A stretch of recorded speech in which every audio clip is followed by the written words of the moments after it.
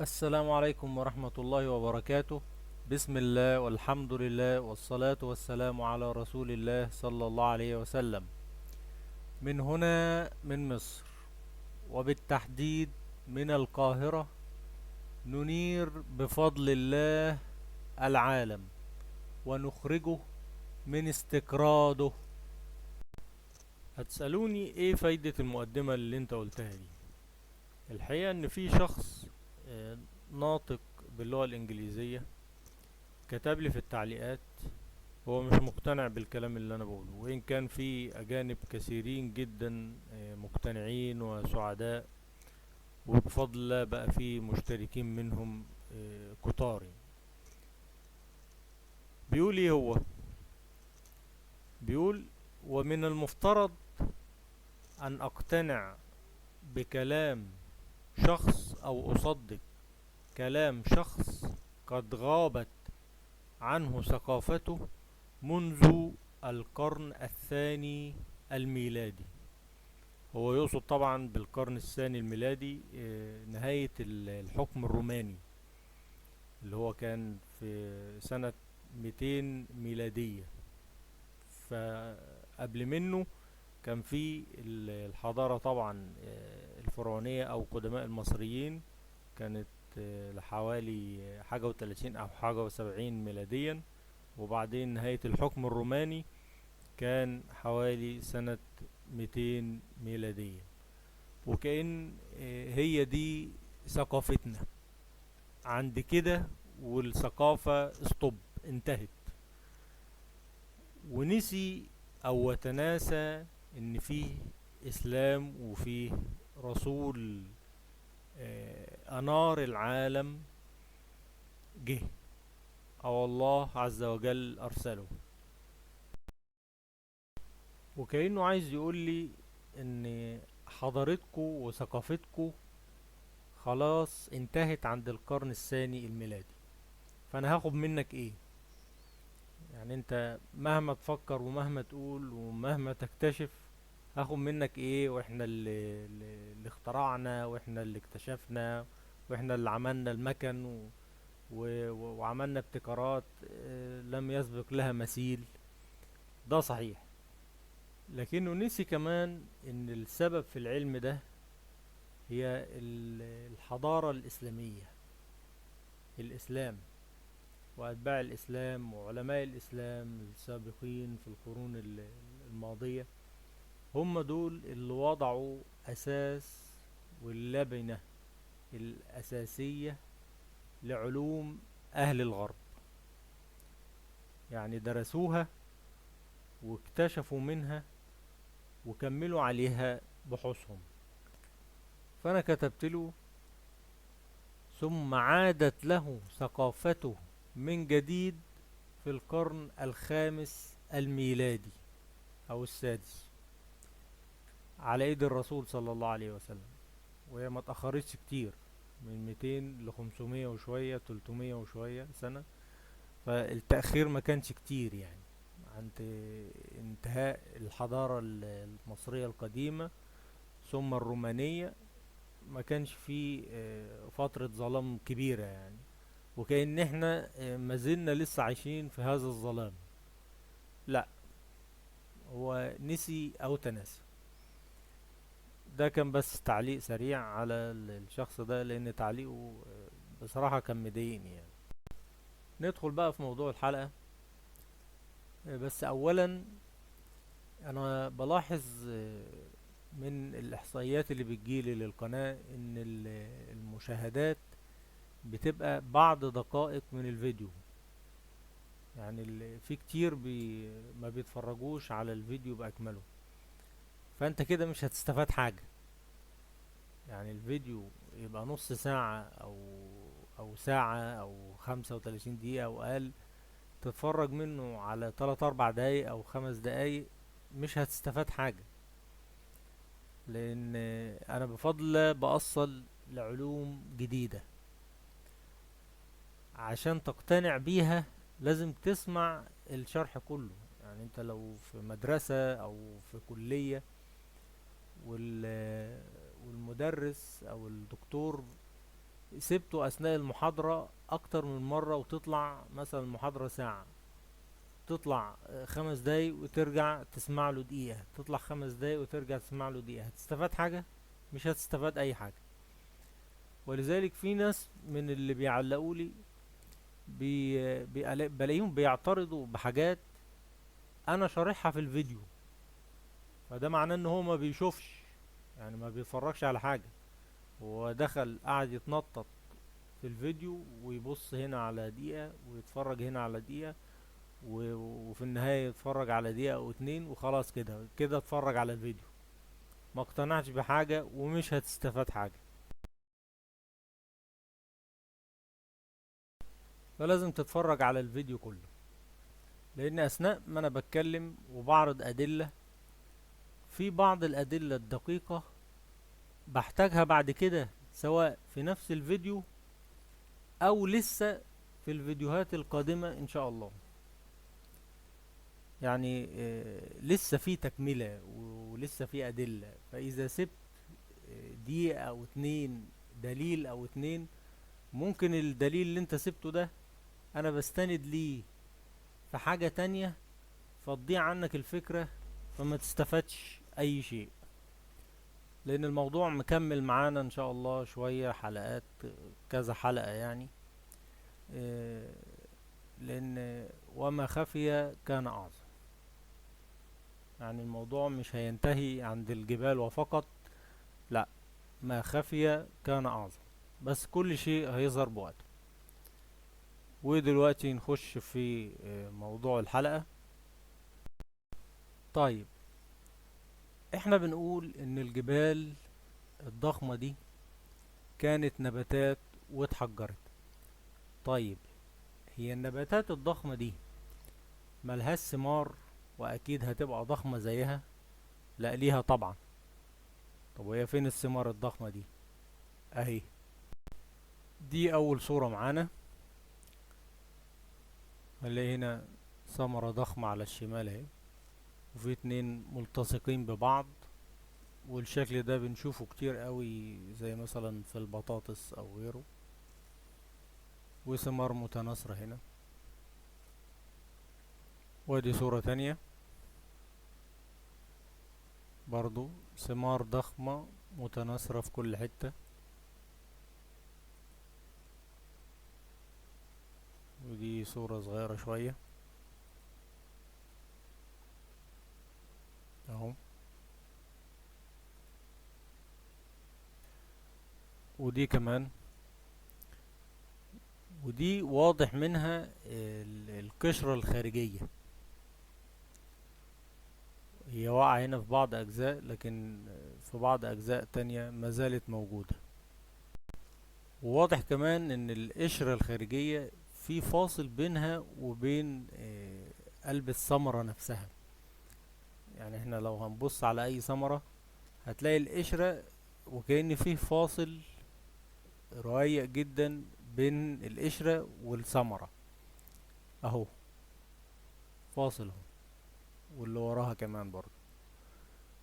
لان النسيج الثمرة بيبقى القلب ليه نسيج لوحده، والقشرة ليها نسيج مختلف، وبيبقى فيه عازل ما بينهم، حتى بيبقى بعد كده سهل ان القشرة تقع زي ما هي واقعة هنا. ودي تاني واحدة. طيب، انت بتقول جبال، الثمار دي طالعة من تحت الارض كده في الصحراء، هي فين الجبال اللي طالع منها الثمار؟ ما هي الجبال دي متصلة ببعض بجذور من تحت الارض ماشية، وطول ما هي ماشية فبتطلع نباتات وثمار ضخمة بضخامة الجبال اللي هي كانت ثمار وتحجرت. وهيجي معانا ثمار تانية طالعة من جبال، هتشوفوها حاجة غريبة جدا. دي ثمار تانية برضو. ودي نلاحظ هنا ان في هنا اطار خارجي، وبعدين في طبقة بعدها، وبعد كده النوايا. يعني حاجة عاملة زي المانجا كده، وفي اوضح من كده كمان جاي. دي حاجة تانية، الله اعلم هي ثمرة ايه. دي بقى اللي واضحة جدا، يعني هنلاحظ هنا برضو الاطار الخارجي، وبعدين اطار بعد منه، وبعد كده النوايا زي دي، حاجة زي كده، القشرة الخارجية، وبعدين اطار داخلي، وبعدين النوايا، كما الصخرة اللي كانت ثمرة اهي. يعني السادة الجيولوجيين مش عارف هيقولوا لنا ايه على دي كمان، يعني واضح انها ثمرة، القلب اللب جوه اهو، وده جزء واقع منه، حتى التفريغ بتاع النوايا واضح ان هو مفرغ هنا، سايب مكانه. يعني دي لو شلناها رفعناها وحطيناها هنا كده، الفراغ اللي هنا ده هيغطي النوايا اللي خارجة بره دي، هتقفل عليه وهتسد المسام، ومش هيبقى فيه اي فروق بين بعض وبين دي ودي. هيقولوا الشيء المكور ده اتعمل ازاي، يعني لا هوا محمل بالرياح ينفع. طب محمل بالرياح هيفضل يخبط، ماشي، مجازة هيعمل شكل كروي خارجي.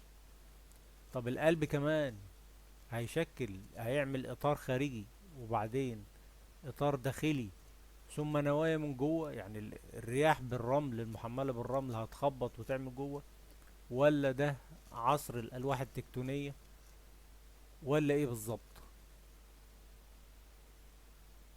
يعني عرفتوا ان ده اسمه استقراض، استقراض للبشر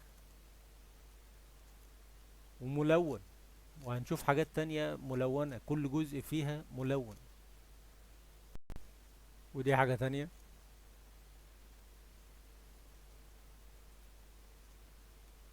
ودي برضو نفس الكلام، القشرة الخارجية ورا هنا واقعة، وفي النص الأمامي جزء منها واقع وجزء لسه ما وقعش، وبرضو إطار داخلي، وبعدين النوايا في النص، يعني حاجة زي المشمش كده مثلا، أو الخوخ. يعني هيقولوا لنا في دي ايه، أو هما بيقولوا فيها ايه، وهل الكلام اللي هيقولوه هيبقى كلام عقلاني؟ يعني ايه اللي كور دي بالشكل ده وعمل فيها نوايا من النص؟ ودي مش فوتوشوب، ده الصور دي مالية الجوجل، يعني ابحثوا عنها في جوجل هتلاقوها كتيرة جدا. وانا جايبها منين؟ يعني هيفسروا مثلا تكوين الثمرة الكروية دي زي تكوين الارض الكرة.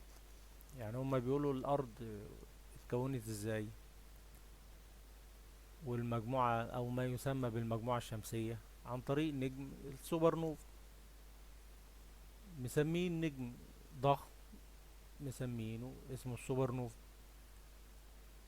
من كتر الانضغاط والصهر الداخلي عليه انفجر.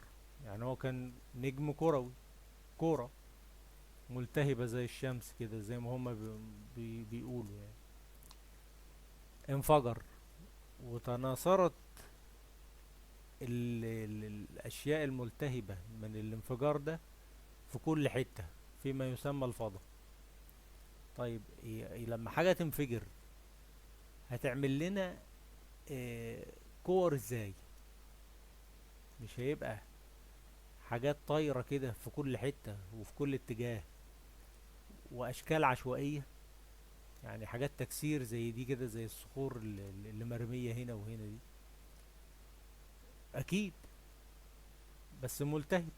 فهم بيقولوا الاشياء الملتهبة دي الجزء الخارجي برد، والطبقة الداخلية او القلب بتاعها مازال لسه منصهر، ولذلك البراكين اللي تحت الارض. طيب ماشي، هنفرض ان الكلام التخريف اللي انتوا بتقولوه ده صحيح. ازاي الاجزاء اللي تناثرت وهي واخدة تكسير واشكال عشوائية زي الصخور، او زي مثلا النيازك اللي هم بيصوروها بنلاقي قطع. طيب القطع دي تتكور ازاي حوالين نفسها؟ هتعمل كورة ازاي حوالين نفسها وتبقى ارض، وتعمل كورة وتبقى مريخ، وتعمل كورة وتبقى زحل الى اخره؟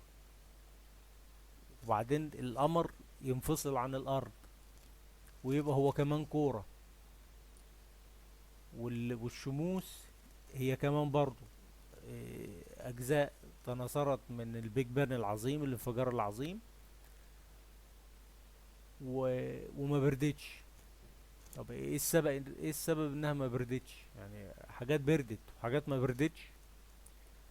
طب وتاني سؤال، اللي برد واللي ما بردش ايه اللي خلاه كورة؟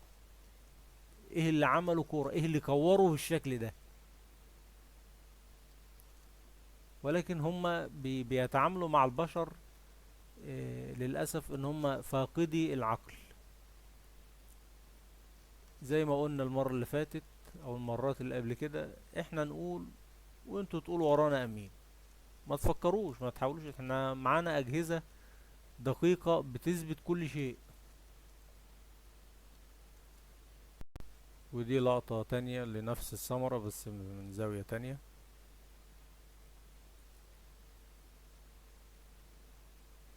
وكأن دي مثلا بطيخة او حاجة كده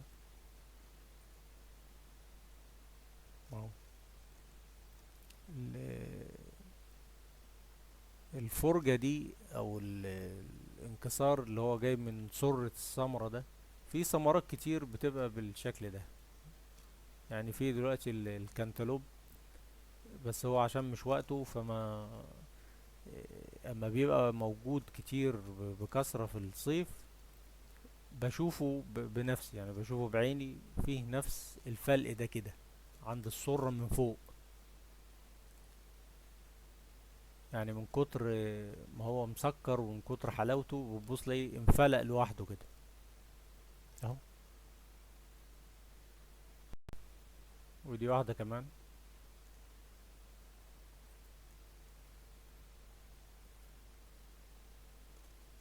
اهو.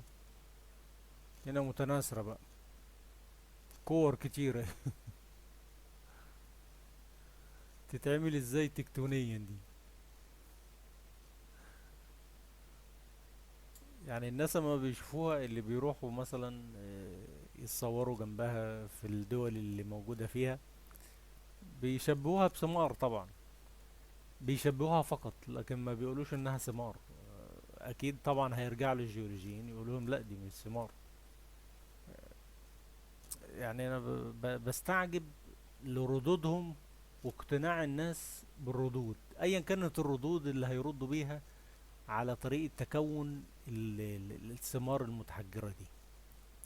يعني هيكون ايه؟ يعني هيكون مثلا الفضائيين هم اللي جم عملوها، او هم جايين مثلا يغزوا الارض، او جايين يعملوا حاجة على الارض قالوا لا ما يصحش ان احنا نخش على اهل الارض بايدينا فاضية فنجيب لنا فاكهة معاهم. مش معقول يعني ثمرة زي كده مثلا تكفي حي، تكفي حي اسبوع مثلا يقعد ياكل منه.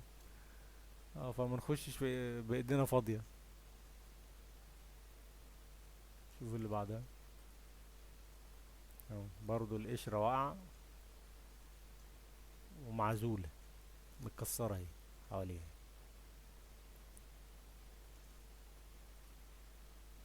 اهو.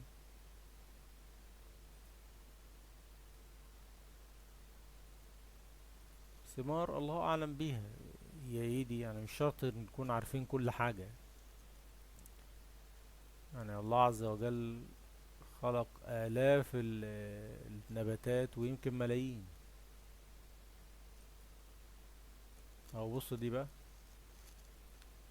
ثمار طالعة من الجبل، اللي هي ايه برضو الله اعلم. طب دي تتعمل تكتونيا ازاي؟ والالواح التكتونية لما تعصر وتعمل الجبل او الطبقات الارض، ودي هنشرحها قدام لما نيجي نتكلم عن الجبال نفسها بقى. ازاي لما تنضغط الارض تضغط من هنا وتضغط من هنا وترفع الجبل ده، تعصر ده ازاي وتعمله بالاشكال الجميلة دي ازاي؟ هو ده مش نبات طالع اهو، ثمار طالعة من قلب الشيء ده. مش معقول الشيء الجامد ده الصخر ده منبت، منبت الاشياء الضخمة دي.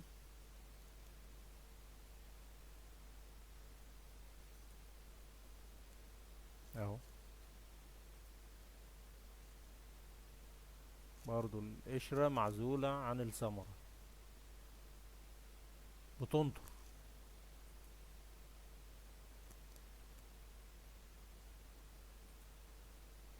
اهو دي اللي احنا كنا شايفينها في الاول، بس ده واحد غطسان جوه.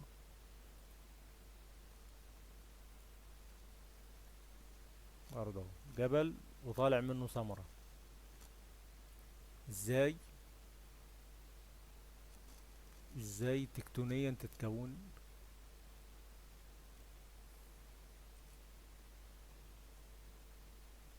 الله.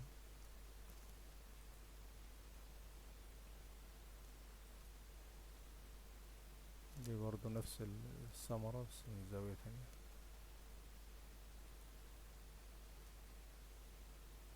ودي ثمرات بأشكال تانية بقى،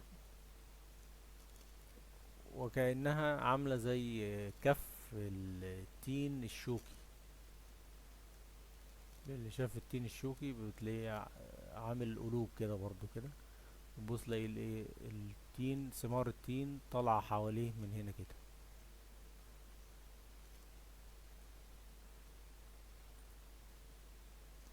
آه. أشياء كروية تمت الاستدارة، يعني ما فيهاش حتى انحراف. تتعمل ازاي دي بقى؟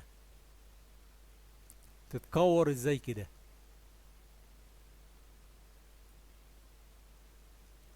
واحدة مشطوفة.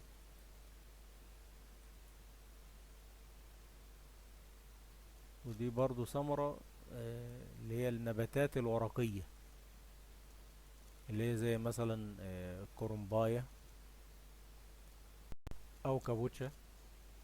هنلاقي الكابوتشاية او الكرنباية بنلاقيها ورق، ورقة جوه ورقة جوه ورقة جوه ورقة، طبقات جوه بعض، وكل طبقة مكورة. الكرة الداخلية أصغر من الكرة الداخلية الخارجية، وهكذا. إطار خارجي، الإطار الداخلي أصغر منه، والإطار الداخلي تاني أصغر اللي قبل منه، وهكذا. عامل زي هذا. اه لفائف داخلية، كل طبقة أصغر من اللي أكبر منه. وده برضو جبل وطالع منه ثمرة. اهو ثمار.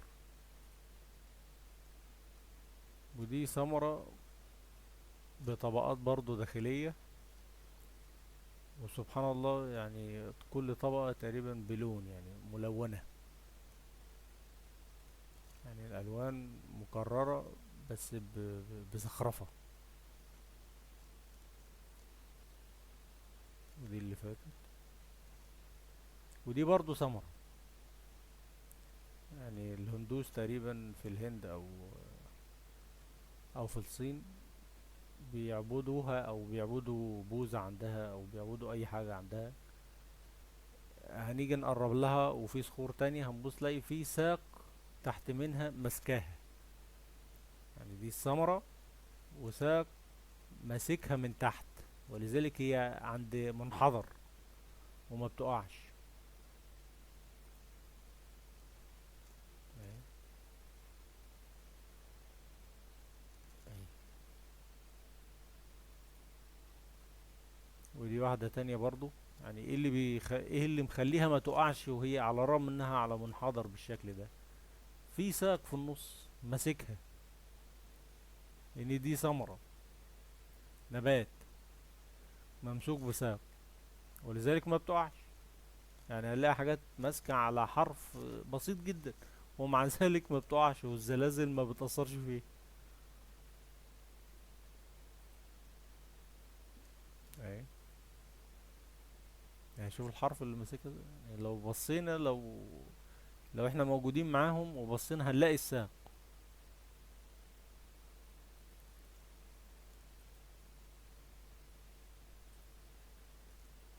هنا اوضح اهي. ودي هنا الساق. الساق واضحة قوي هنا. ده اللي ماسكها في الميلان، في المنحدر ده مخليها ما بتقعش.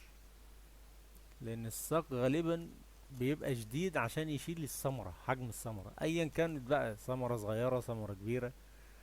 لو هي كبيرة فبالتالي الساق لازم يكون منسوج نسج شديد عشان يشيل التقل ده كله، وكأنه عمود خرسانة مصبوب في نصها، فماسكها، الزلازل ما بتأثرش فيه. برضه دي حاجات تانية. وفي منحدرات كلها.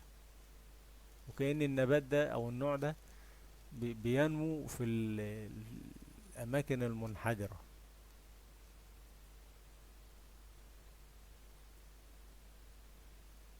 أهو.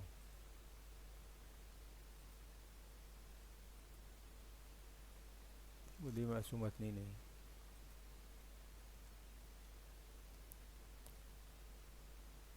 أهو. العنقود اللي ماسك الثمرة في النص اهو. يعني حتى واحد مشبه بيها، يعني مش أنا اللي عامل كده. يعني الصورة أنا لقيتها زي ما هي كده، واحد مشبه.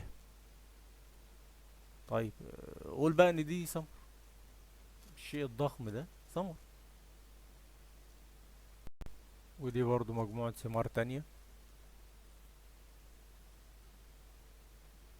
طب مقطوشة اهي. يعني القلب بلون تاني.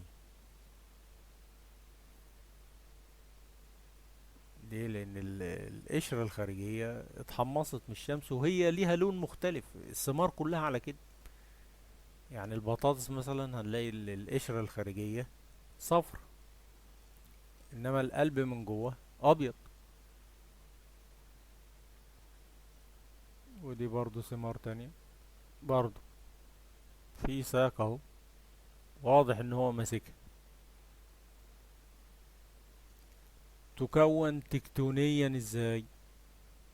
تكون ضغطيا ازاي؟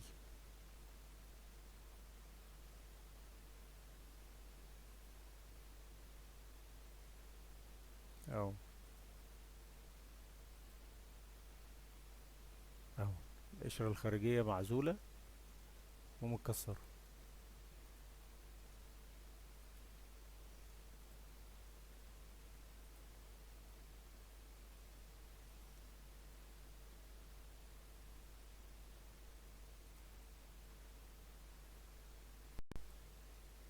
ودي برضو كمان واحدة. وهنا واضح ان ليها ساقين.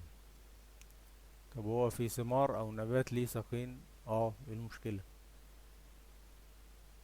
انا شفتها بس بصراحة ما لقيت لهاش صورة عشان اجيبها لكم واوريها لكم. بس انا شفتها في الطبيعة، على الطبيعة. واكيد كتير منا شافوها. يعني إن ثمرة او نبات يبقى ليه ساقين، وبعد كده يتحد من فوق، يبقى شيء واحد من فوق ومن تحت اللي شايله ساقين. ما فيهاش مشكلة.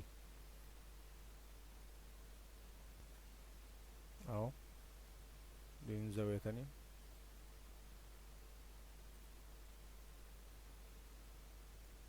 ودي واحدة مكسورة. واللي وراها واضح ان في النوايا بتاعتها في النص بالظبط اهي.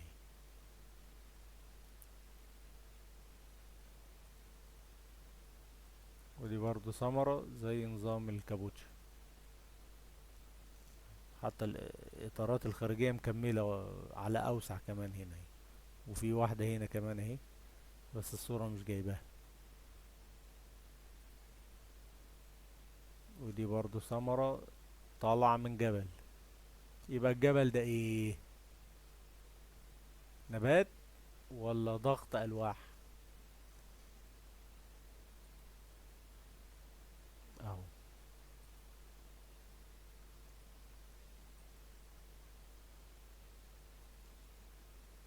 كور كور.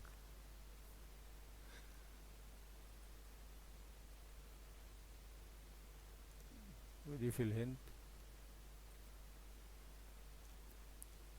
هو نفس الجبل بس من زاوية تانية، بيطلع ثمار غريبة الشكل.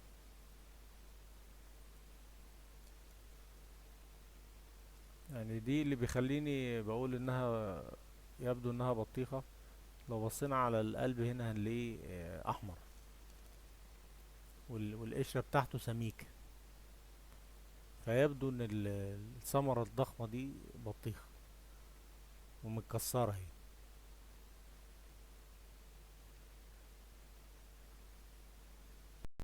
اهو البطيخة اهو، القشرة الخارجية سميكة بلون، وبعدين الثمرة من جوه البطيخة بلون احمر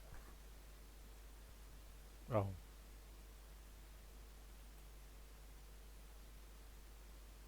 ودي وكأنها قلقاس او ثمرتين قلقاس لازقين في بعض. يعني شايفين الخطوط دي كده؟ اهو القلقاس اهو، هنلاقي خطوط كده ايه، دائرية. وهيجي اشكال معانا برضو ثمار متحجرة برضو قريبة الشكل قوي من القلقاس. يعني مطلوب من حضراتكم عمل كل ما هو لازم لنشر القناة، لنشر العلم الصحيح ده، ولن أمل من تكرار هذا الكلام.